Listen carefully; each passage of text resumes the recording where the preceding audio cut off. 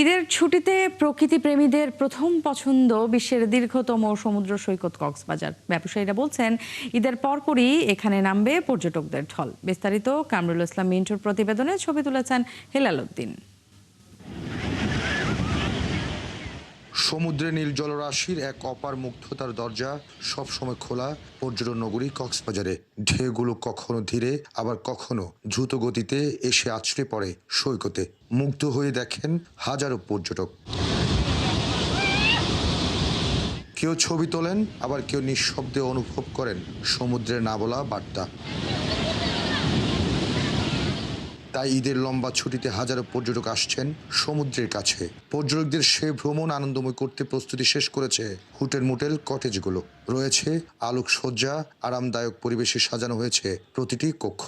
সমুদ্রের পাশের হোটেলগুলো থেকে সরাসরি উপভোগ করা যাবে ঢেউয়ের গর্জন আর সূর্যাস্তের মনোমুগ্ধকর দৃশ্য। ব্যবসায়ীরা বলছেন কোথাও 50%, কোথাও 70% রুম বুকিং হয়ে গেছে। এবার যেহেতু ঈদে আছে আপনার একটা লং টাইম ছুটি আছে, সো সেই হিসেবে আমাদের অলমোস্ট আপনার ফুল হোটেল বুক হয়ে গেছে। এতদিন তো আসতে পারেনি নির্বাচনের কারণে, এইবার ঈদের পর থেকে প্রচুর পর্যটক হবে ইনশাল্লাহ আশা করি। পরিপূর্ণ তৃপ্তি নিয়ে পর্যটকরা কক্সবাজার থেকে আবার পূর্ণাঙ্গ নিরাপত্তায় ফিরে যেতে পারে, সেইটা আশা করব। বিপুল সংখ্যক পর্যটকের আগমনকে সামনে রেখে বাড়ানো হয়েছে নিরাপত্তা ব্যবস্থা।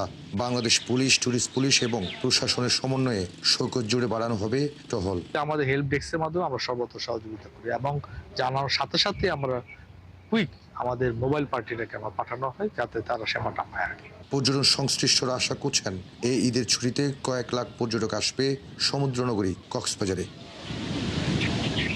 কামরুল ইসলাম মিন্টু, ৭১, কক্সবাজার।